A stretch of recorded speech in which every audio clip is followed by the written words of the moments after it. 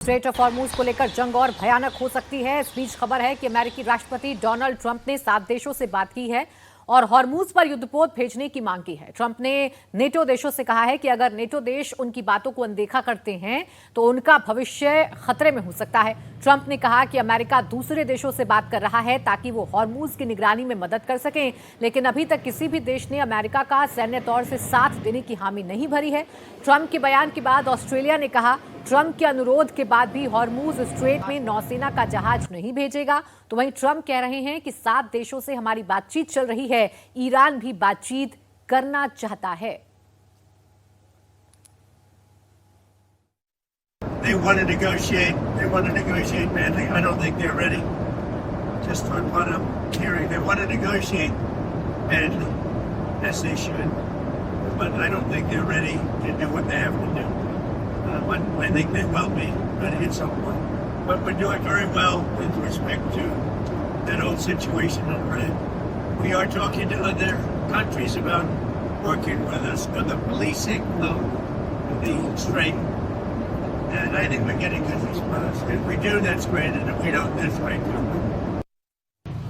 तो यहाँ पर आप डोनाल्ड ट्रंप को सुन रहे थे। डोनाल्ड ट्रंप ने कहा है कि वो बातचीत करना चाहते हैं, लेकिन जो शर्तें रखी जा रही हैं उसको लेकर वो खुश नहीं है। तो ईरान की ओर से बताया जा रहा है कि अप्रोच किया गया है, उनके पास ये संदेश भेजा गया कि बातचीत करना चाहते हैं, लेकिन यहां पर मानना डोनाल्ड ट्रंप का है कि फिलहाल ईरान बातचीत के लिए तैयार नहीं है, क्योंकि जो शर्तें रखी गई है अमेरिका की ओर से उसको अभी तक वो मानने के लिए तैयार नहीं हुआ है। दूसरी तरफ आप जो तस्वीरें देख रहे हैं, ये अमेरिका के वो जहाज हैं, एम्फीबियस जहाज कहा जाता है, जिसमें मरीन्स तैनात हैं और करीब ऐसे ही 2000 सैनिक इस वक्त गल्फ ऑफ ओमान में मौजूद हैं, जो किसी वक्त एंटर कर सकते हैं। अगर इशारा आता है यहां पर डोनाल्ड ट्रंप की ओर से, तो हो सकता है कोई जमीनी कार्रवाई शुरू हो जाए, जैसे कि कर्ग आइलैंड पर हमला करके उसे अपने कब्जे में लेने के लिए अमेरिका सोच सकता है, उसके पास विकल्प है। दूसरी तरफ स्ट्रेट ऑफ हॉर्मूज को खोलने के लिए लगातार नेटो देशों से बात की जा रही है, जिसमें यूके, फ्रांस, इटली, जर्मनी, तमाम ये देश हैं, ताकि स्ट्रेट ऑफ हॉर्मूज को खोला जा सके और तेल की जो आवाजाही है एक बार फिर से शुरू हो सके और जो इसका असर पूरे दुनिया पे पड़ने लगा है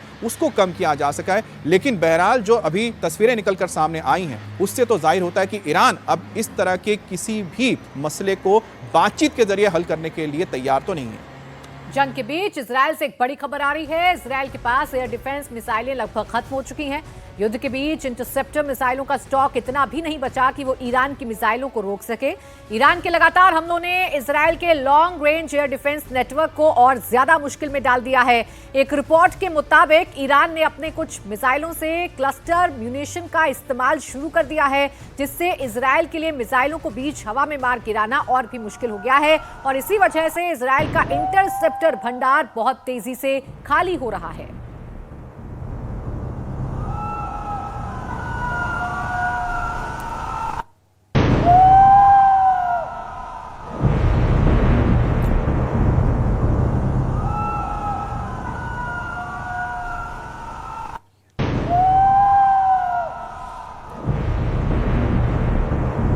और लेबनान से बड़ी खबर आ रही है। इजराइल का यहां पर नॉन स्टॉप हमला जारी है। हिजबुल्लाह के ठिकाने को टारगेट करके बेरूत में इजरायली फोर्सेस कहर बरपा रही हैं। बेरूत के दक्षिणी इलाके में बहुत बड़ा धमाका हुआ, जिसके बाद आसमान में चारों तरफ आग और धुएं का गुबार नजर आया।